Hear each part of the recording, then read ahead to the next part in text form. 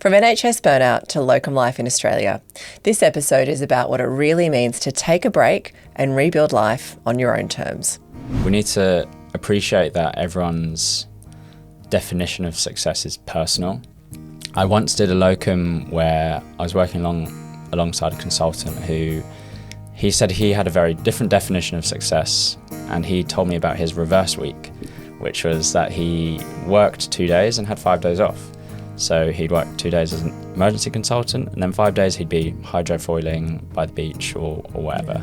And that was his definition of success. Don't forget to follow and subscribe so you never miss an episode. And follow us on Instagram. It Takes Heart for all the behind the scenes fun. We care for the land and sea. We care. Today's guest is Dr. Chris G, a UK-trained doctor, content creator and YouTuber who took a sabbatical, picked up a camera and started asking some big questions like, what happens when the job you've worked your whole life for starts making you miserable? Chris's journey has resonated with thousands, not because it's perfect, but because it's honest. Welcome, Chris, to It Takes Heart. Thank you so much for having me. It's an honour. Thank you for letting me share my story, and all the other health professionals you let share their story as well. Yeah. It's It's awesome. our pleasure. Yeah. And are we calling you Dr. Chris G or Chris? Just Chris. Chris? Yeah, All right, just in yeah. case, because like, you're a sensation online. We don't want to get the branding wrong.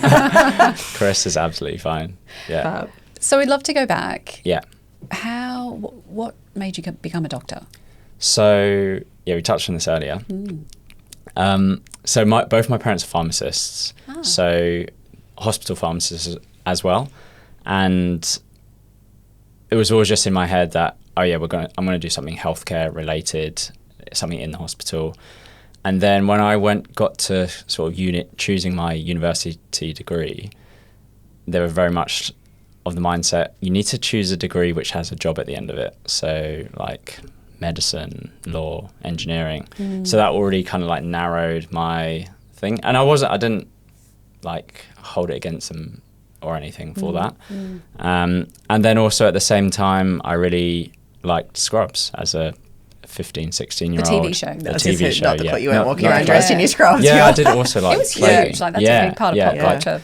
And I think at that age, you're like so impressionable. Even like now, I feel like I'm a very impressionable person. Yes. So I just thought, well, I have to choose something with a job at the end of it. I have to go down one of these paths. Why not just do this? It seems fun. Doctors are funny. They have like fun relationships. So I had a very warped view of what medicine actually was. Yeah, I was just about to go. Who were you in Yeah. Scrubs? I don't actually know, because I'm definitely I definitely daydreamed a lot, like JD. So like just kind of like lost in my own head a lot. I'd probably say JD. Yeah. And so you went. when you got to medicine, you were like, So you went into the NHS. Yeah. So 5 years med school, then so that was straight after high school, because you don't need to be postgrad in the UK. And then That's very young. yeah, like be you're just- 18, just yeah. like chucked in, and then so you can explain that though, like you Yeah. can be working in the NHS straight out of high school. So it's like straight out of high school you go Going to med medical school. school. Right, So you right, didn't have to right. do an undergrad. Yeah, Right, okay. Yeah, so at 18, but in my medical school we did also do like clinical placements very early. So I think even from second year we were on the wards as medical students. Right. So like 19-year-olds and stuff. You're not technically working, but you're kind of helping out here and there and all that stuff. Yeah. Yeah. And so what's it like? What's the NHS like? I mean, you haven't been there for a couple of years, but compared Yeah, to more than a our- couple, yeah. Yeah, like what was it like working in the NHS? Yeah. It's so the more distance, like more time-wise, that passes between me working in it and now, the harder it is to actually remember. But all I can describe is like the feeling that I would have every single day waking up, which was, I guess, just anxiety, like low mood. And it's because I always felt out of my depth. I always felt like there wasn't enough support around me. Senior support or? Just, yeah, I guess senior support, especially like out of hour shifts. You'd have people you could call, but there was kind of like a unwritten rule, which is like only like really serious stuff. those little awkward things where you're not sure about. You're like, oh, should I call? Yeah. And when you're a couple of years out, like, Yeah. I imagine a lot of life experience counts when you're becoming a doctor and having seen X number of patients in the Definitely. past and being able to say, I've seen this before. Whereas if you haven't, to make those decisions must feel really stressful. Exactly. Yeah. And you've probably heard like the UK doctors have just like finished another 5-day strike. Yeah. I think also when you compare your life to your friends who are like, they went to the same high school as you, for example, but they said they're working in the city in finance and they're like, their lives seem a lot better because they earn a lot more money. And I know it sounds bad, but that does help when you can pay your rent and do your groceries. So I'm very behind like the doctor strikes because I don't think they get paid enough for what they do. And is that the main reason? If someone's going, oh, well, why are they striking? Is that the main reason? Is it for pay? I think pay helps, but to be honest, it's like the whole system is asking too much from them. Yeah. Like their lives, my life was very difficult as a junior doctor. Just the stress level, the working hours, not being able to have a life outside of medicine. And like the caseload when you're there? The caseload, yeah. So just for example, I remember, so this was F2, so like second year out of medical school. We do like medical on-call. And over the weekends, out of hours was always terrible. But over the weekends, it was me, another F2 and a registrar and like a nurse practitioner covering 400 patients. And these weren't like people with like coughs and colds. These were sick medical inpatients, like a lot of them critically ill. And if your registrar is doing, so your registrar's like just a bit senior than you, if he's busy doing resusces on multiple patients, like you're not going to be able to ask him any questions or her any questions. You're going to have to do these things on your own. And you obviously have to prioritize the critical things, but then you have this like list of 50 other things that you need to do. You've got your bleep going off all day. And factor in like if you're doing that overnight, you're sleep deprived, and it's not a good way to live. Like it just really takes its toll. And when you're given like a workload that's not humanly possible to do, and you can't do it, you feel like you're not good enough as a person, you're not good enough as a doctor. And I think that has a lot of repercussions with your mental health as well. So you hit a point where you were like, enough. What was that point? What was there? It sounds like it was sort of building. Was there one particular point? Particular day?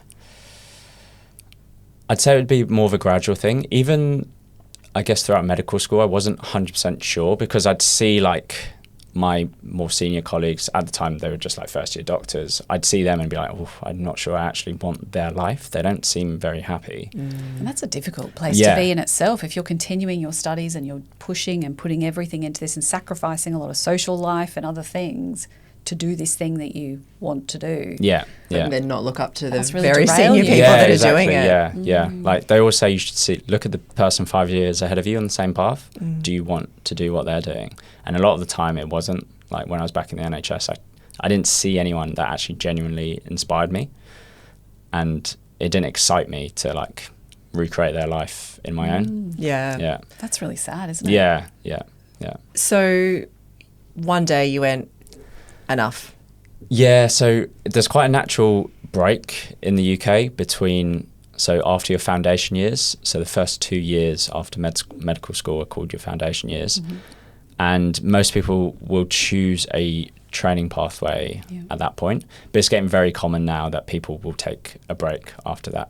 I think it's more common than that people take a break than don't, whether that's to travel or to like study something else or just do something completely different from it. Like for example, my sister, she's also a doctor, but she just became a yoga instructor for like a year or two even maybe, and then started her training. So it's almost like you're not having the gap year when you leave high school. It's like you sort of have it then. And I think people are realising they really need it after those first couple of years working in the NHS and being like really under the pump for that long. Most most doctors feel like they need it and are recognising that they need it as well.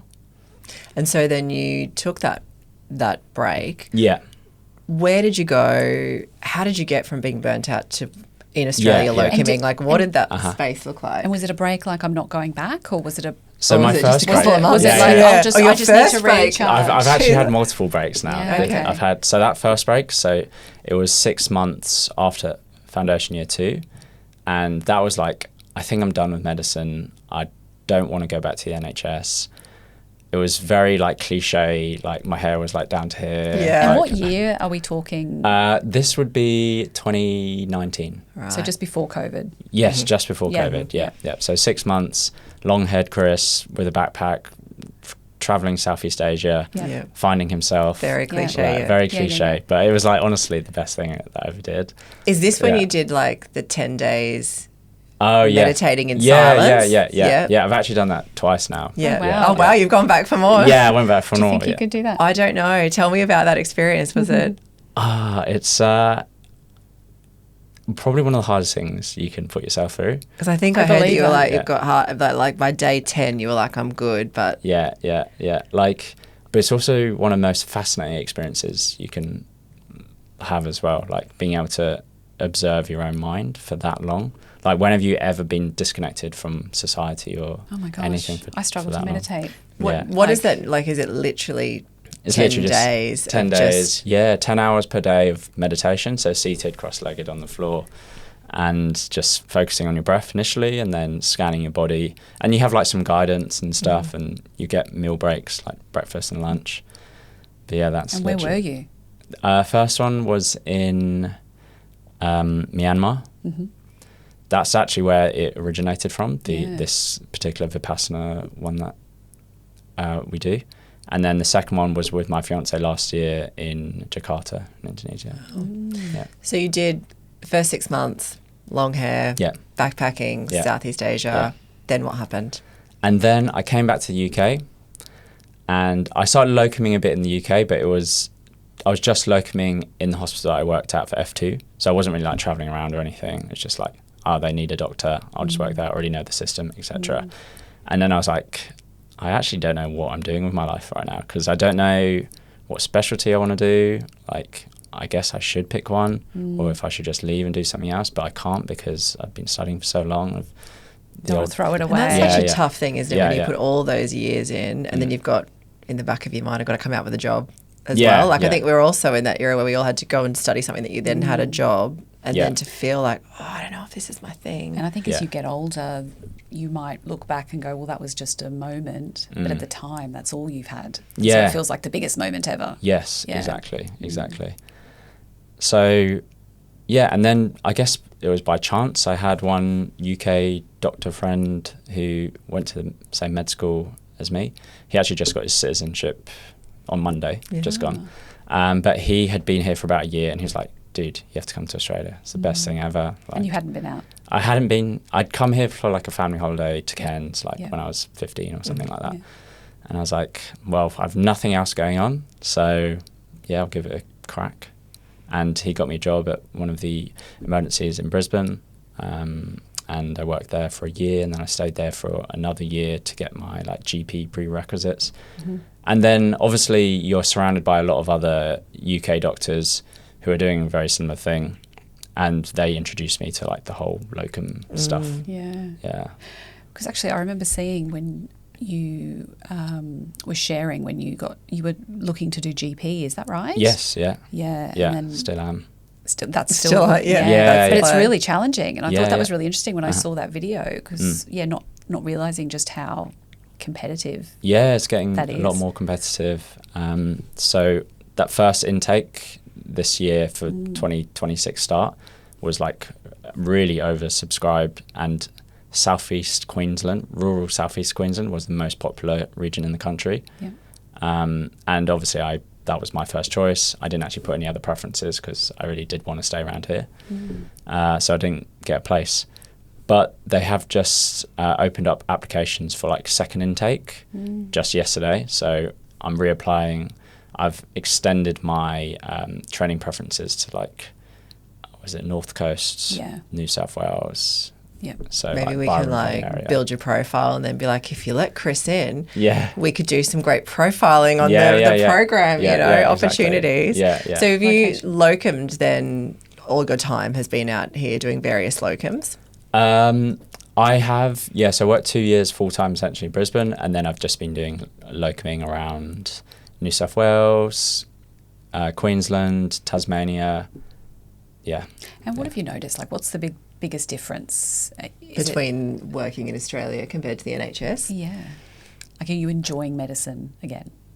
Yes, yeah, definitely. Like as soon as I came over, even though I was working like a full-time schedule, I just felt a lot better in general. Like my mood was better. I think a huge part is the weather. Like it sounds cliche again, but it's like if it's sunny every day, it's a lot easier to go to work than when like not dark. And dark, Yeah. when you're not cold and miserable. I think I definitely had like an element of SAD, seasonal affective disorder, for sure. So that helped. And then I just felt a lot more supported. Like I did a whole year of emergency at the Mater Hospital in Brisbane, and there's just always a senior there. Like every single patient I saw, I can run it by someone.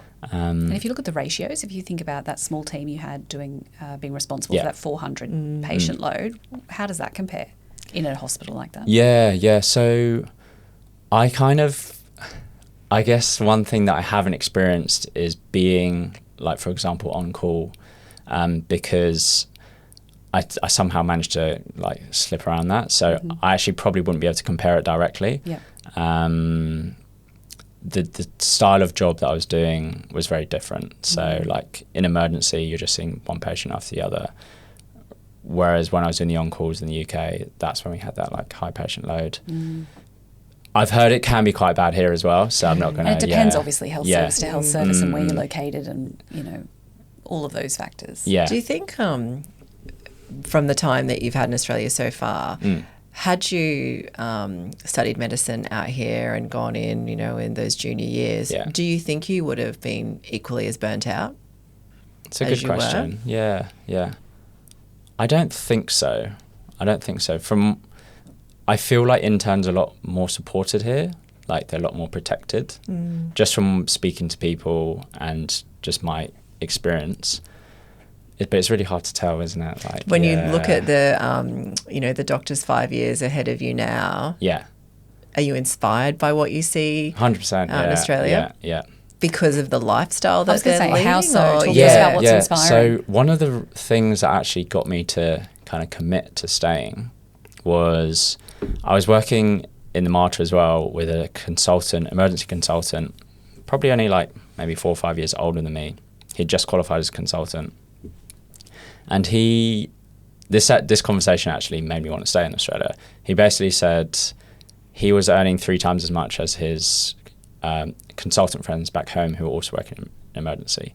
And in my head, I was like, well, if that's the case, I could actually work a third of the amount and like be on the same wage as I would if I went back home, which would free up like 2/3 of my year.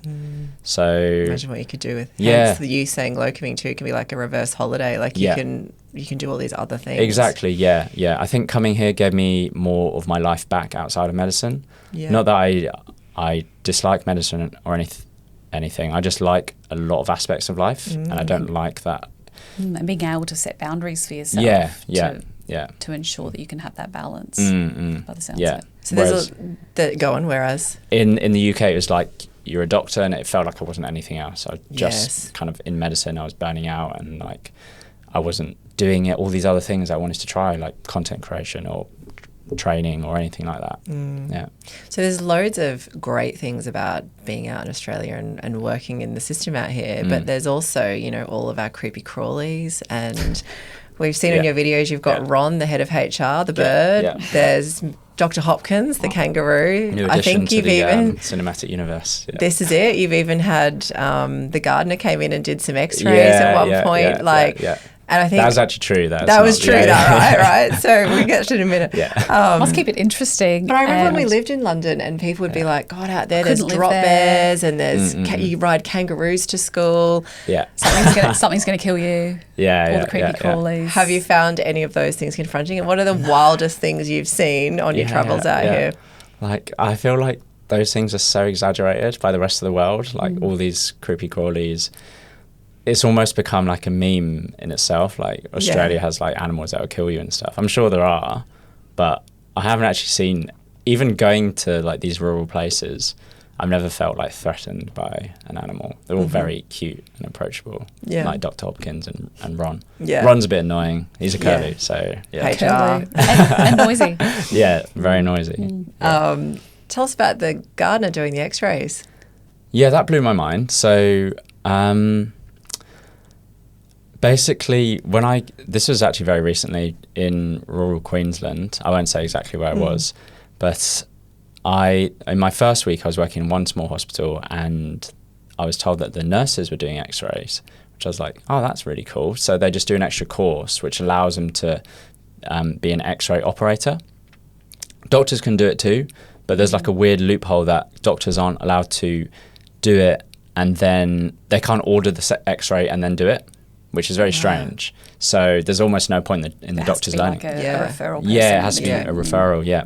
So the nurses were doing it and I was like, wow, that's awesome. So I moved to the next hospital in the next week and I find out that the gardener is doing the x-rays because he's done the same x-ray course. Yeah. He's doing locum life too. He's yeah. finding balance. Like he literally mows the lawns and he comes in and then he does the x-rays. Only in Australia, right? Only in Australia, yeah. Did you see as well, like the role of the nurse practitioner in Australia? Did you think, is their scope of practice much broader than you were used to in the UK? Have I seen? I haven't seen a huge amount of nurse practitioners actually, but just normal nurses, like especially rural. Yeah, they've got like a huge scope of practice. I often joke like they're basically the consultants out there. Yeah, and in fact, because I was complaining, at this last one, I wasn't supported, even though I picked up a locum, which was like I was promised to be working alongside an SMO. They didn't roster on an SMO. There was like some issues, so I spent like 3 out of 5 days just like me running the emergency and the ward as a registrar. And I was complaining. I made a few reels about it, but then the nurses told me that they didn't even have a doctor for 6 weeks, so they were running the ED. They were like doing all the doctory stuff as nurses. Yes, they can. And I was like, I'll stop complaining now. Yeah. And what are your friends back home, back in the UK? What are they doing? What do they think about that? Like when they're watching all your videos? To be honest, I haven't. This is quite recent, me sharing this like part of my life, this like rural medicine stuff. So I'm yet to get much feedback from them. I'm going back in November. Okay. So I'll see. I'll ask them then. And I bet I can only imagine the stress that they're under, even looking to you going, how do you have time to do all this? You know, like it's such a different life that you're living. Yeah. What do you think the other benefits of locum rural work is? I think I prefer working like rural. I've realised it's just so much. Like I've worked in busy EDs in the city and I've worked in like kind of busy EDs in rural, but even a busy rural ED feels like way more manageable. It feels way more personal, like you're working in a smaller team, everyone's like kind of having a laugh and a bit more connected. Whereas in these big metro ones, you just become a number, you're just like a cog and you're just like churning through patients. You got patients in the corridor. One of my last shifts that I did in the city, it was a couple of months ago, and I've decided it will be my last shift in the city because the whole day I just saw patients in the corridor. Like I didn't see a single patient in a cubicle. And I was like, this just reminds me of like the NHS. I much prefer just having that space. And then you do get a bit of downtime and quiet time between patients sometimes, which is like really nice. I much prefer that kind of slower pace. And then occasionally you get something like a bit exciting or whatever. Yeah. So content creation. Yeah. When did that start? So I mentioned earlier how I'm quite impressionable, And I kind of grew up on YouTube, like just watching YouTube as a kid. I think maybe like early teens or something like that. And I always wanted to be a YouTuber, but it was definitely like a bit of a dark secret. I didn't tell anyone. And then My son shouts that from the rooftops. Right, okay, Ask yeah, him what yeah. he wants to be. A Yeah. YouTuber. But I think probably now, like many years Uh-huh. back, like there might have been as many, but now, they start as kids now being yeah, a yeah, YouTuber. yeah. But the problem was I also became a doctor, and then going through med school, working in the NHS, I just kind of buried that dream. Just kind of kept it locked away as I was burning out in medicine.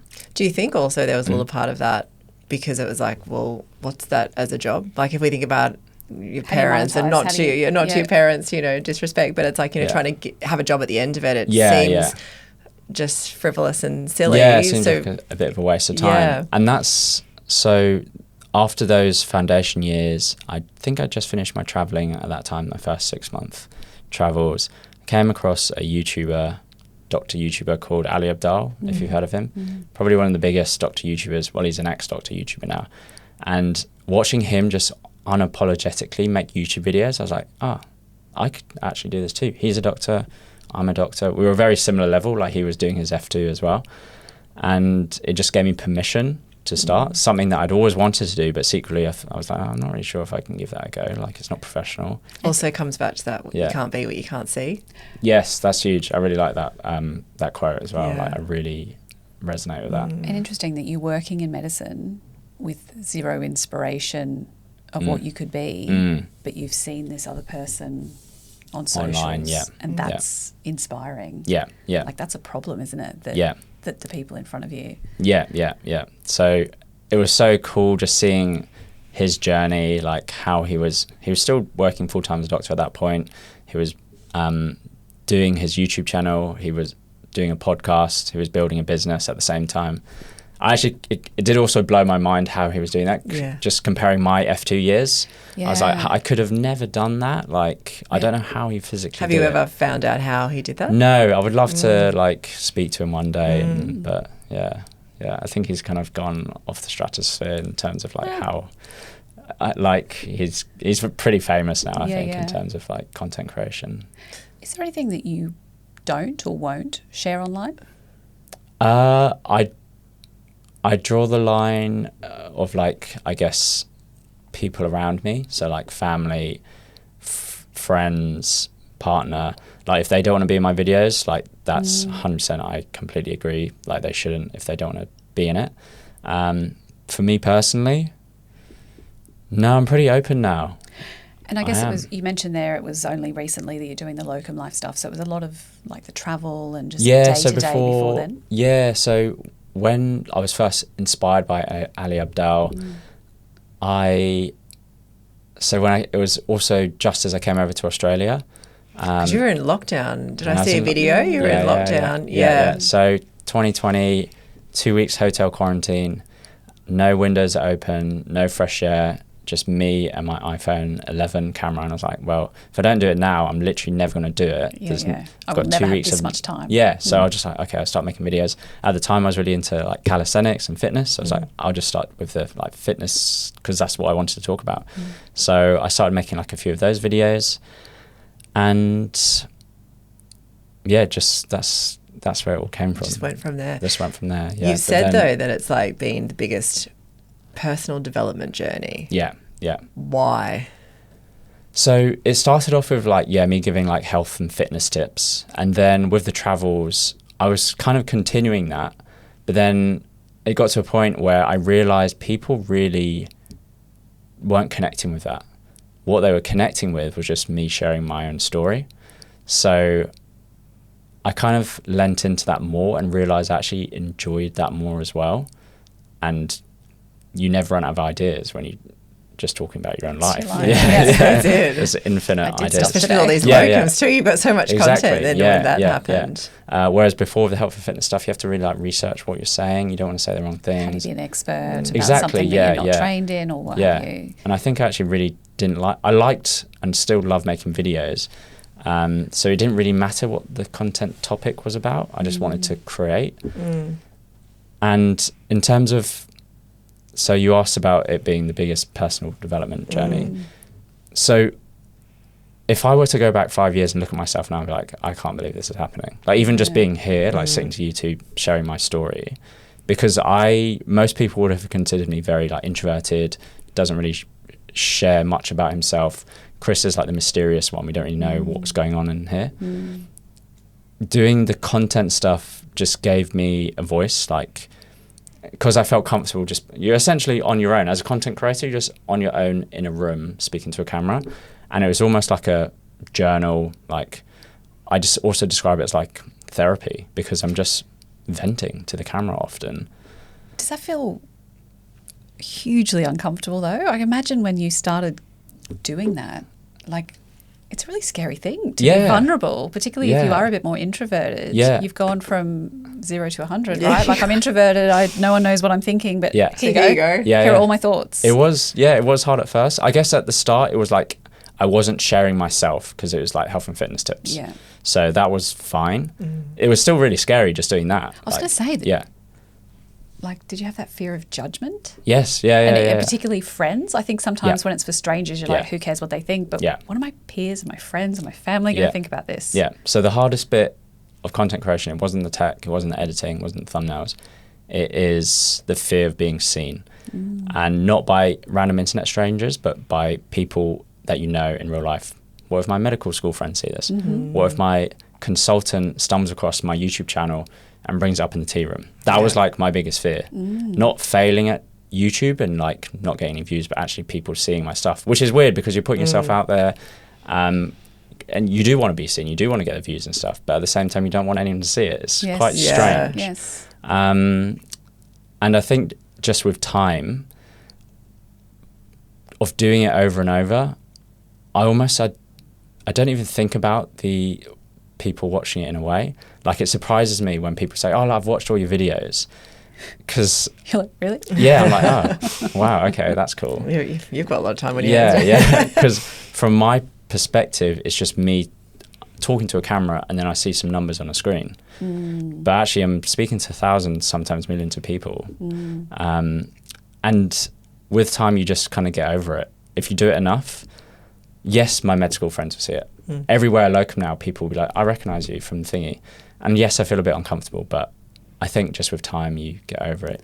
But also that those videos you shared too, again, similar to the point of this podcast, it's also shining a light on the work and the experiences and just have the human element of having a bit of fun and what is it actually like going and working where the curler is the head of HR and all of those experiences, but it also inspires others. Which again, that can't be what you can't see for others then to see this. It just opens up so much more opportunity. Did you know that this sort of locum work existed?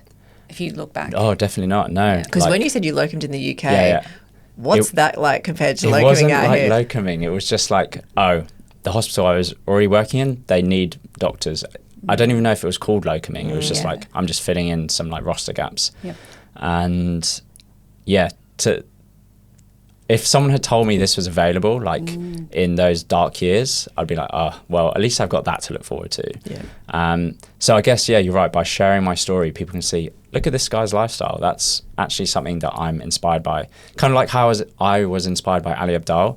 Hopefully someone will see my content and be like, oh, I'm a doctor, I'm kind of burning out, but this is an option for me. I feel like the younger generations now are really redefining what it means to have a career in so many different things. But if we look at healthcare, like if you think about what you went into and that study and now, to be able to be a content creator, to travel, to do all the things, do you think that there's a big shift happening systemically through these systems? These younger generations aren't going to stand for the burnout. They want different things. I think so. And especially with like seeing it online, it's they know there's other options out there. Like they don't have to just do one career for their whole life and like stick with it if they hate it. There are loads of things. They could even work part-time. They could have like side hustle online. They can do whatever they want. And how is that viewed from maybe more long-term people who were more of the old school thought of, this is my career, this is my life, I'm the pillar of the community and this is you know, is Yeah. there There's a is real there backlash disconnect. of Yeah. Or friction. thinking, Yeah. I don't know, because I haven't spoken to them, like... you're not feeling it at the moment? Yeah, You're I not don't- invited to those circles, those working groups. Yeah. What are these young kids on YouTube doing?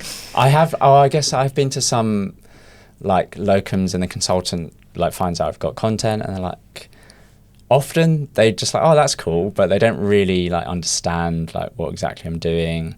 Some of them like, oh, I could never share that much of my life online, that kind of thing. But it's not just about content creation. That's what I was going to say. It's not even, there are people with other passions. Yeah, And yeah. I think people are just now looking at their life and thinking, what do I want my life to be? Yeah. And a career fits into that. Yeah. Whereas before it might have been, what is my career going to look like? Whereas Well, now like the you said, career you're has to working fit in. every single day, and there's no room for anything else. Yeah. You don't have space to explore outside of your own job. Yeah. It's do you think we need to then redefine as well what success looks like in healthcare? Because I feel like, say, being a doctor, it was all very much about the status of being a doctor, and it's working hard and long hours, and I'm successful if I'm there 7 days a week. Yeah. Does that need to be reframed now for the newer generations coming through to get more excited about wanting to join healthcare careers? And because we still need people in all the metro areas. Yeah. The work that, you know, isn't really for you now. What needs to shift to make that sustainable? Yeah. Well, I guess, attractive? yeah, we need to appreciate that everyone's definition of success is personal.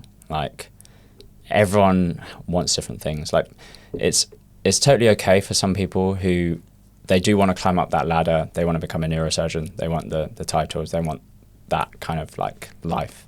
That's cool. We need those people. But then it's also okay for people who they don't see that as a successful life, because like if I did that, for example, I would be miserable. Success is like, it's not a title. It's more like a feeling of your day to day, I think.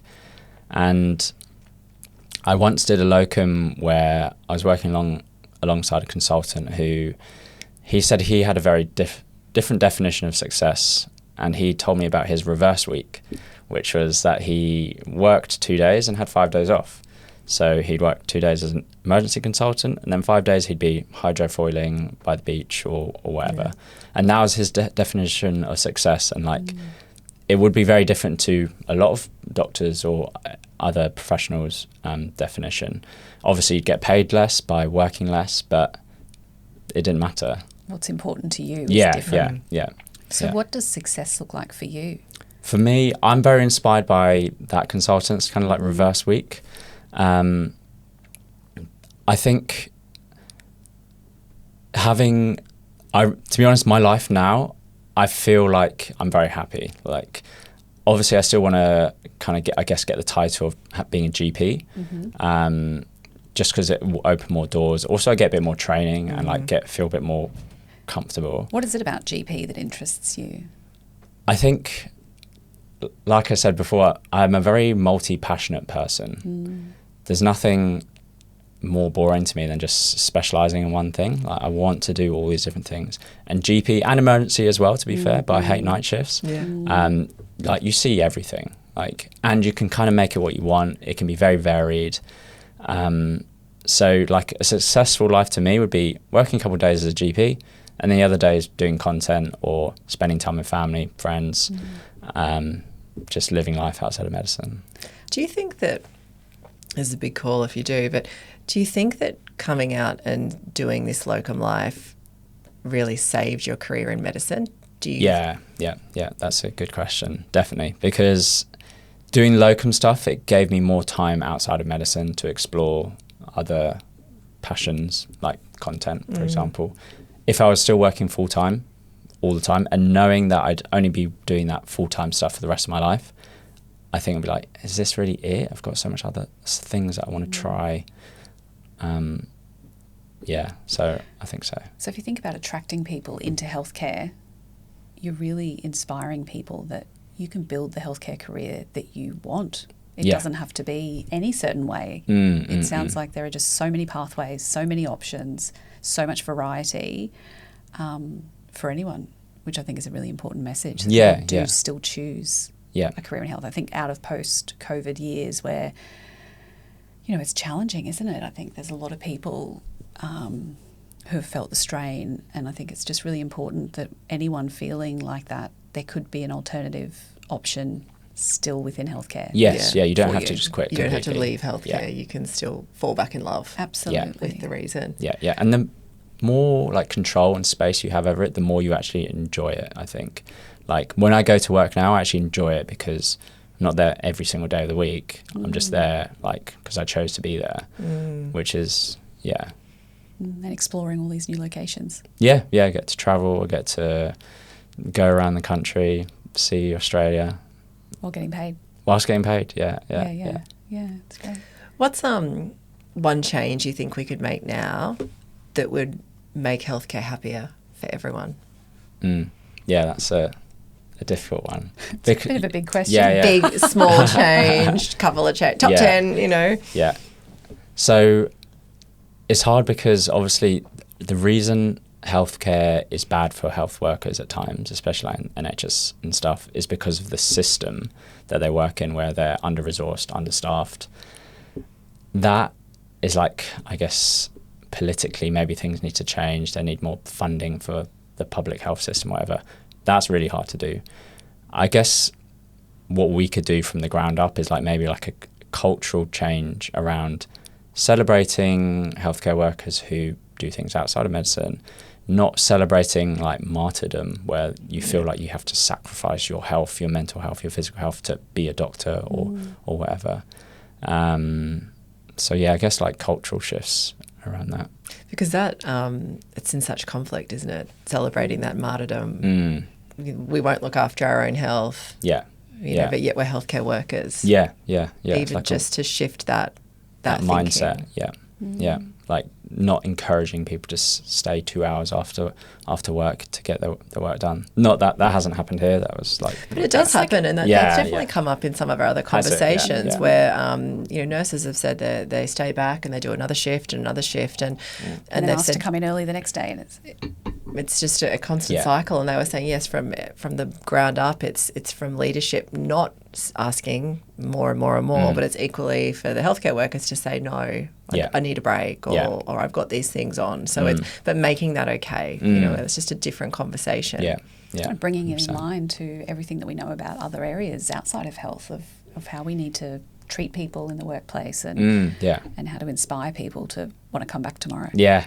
And recharge. Like you can't keep working and serving when you're on empty, physically, mentally, emotionally. Let's have another shift. That culture is, you know, they say it's how you feel the night before you go to work. Yeah.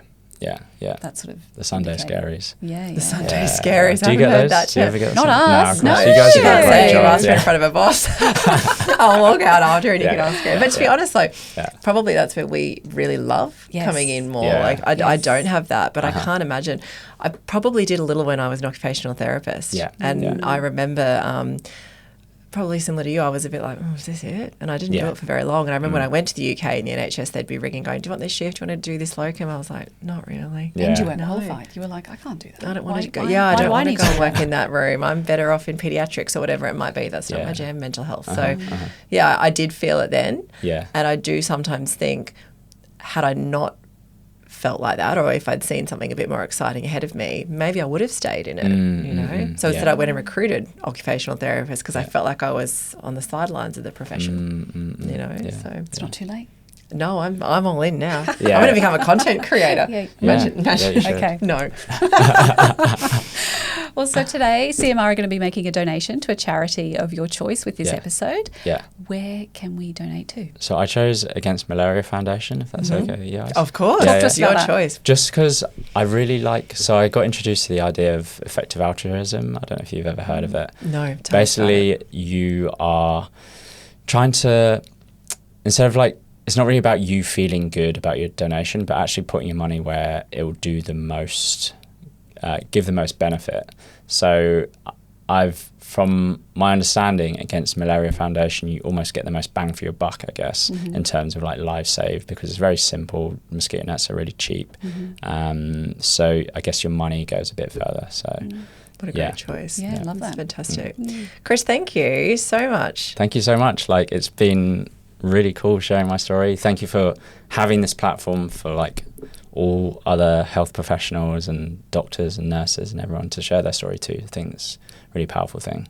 Thank you. No, it's our Yeah. absolute Love pleasure. hearing it. And I definitely think, it's so important that you can't be what you can't see. And from sharing your story, if we could inspire some of the younger generations as well to want to stay in health, because they can be more than just that profession, or they can substitute something that enhances that, I think is just so powerful. Yeah. So we really appreciate your time. Thank you. Thank you so much.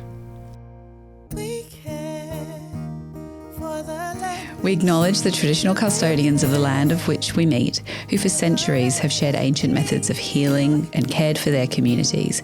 We pay our respects to elders past and present.